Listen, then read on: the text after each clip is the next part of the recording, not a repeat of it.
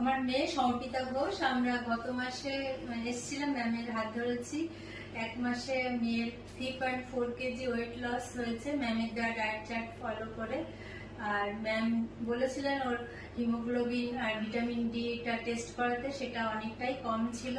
মনে হচ্ছে ডেফিসিয়েন্সিটা অনেকটা ঠিক হয়েছে, এখন ভালোর দিকে। ওর ওয়েট লসের সাথে সাথে ওর হেয়ার ফলটাও কমেছে আর স্কিনটাও গ্লো করছে। অনেকটাই ডাল ছিল আগে, সেটা মনে হচ্ছে ঠিকই হচ্ছে। আর ও যে আগে যে শাকসবজিটাও খেত না বা ফলমূলটা অ্যাভয়েড করতো, সেগুলো পুরোপুরি ও ম্যামের দেওয়া ডায়েট চার্টটার মধ্যে সব ইনক্লুড থাকাতে সেটা ফলো করতে পারছে।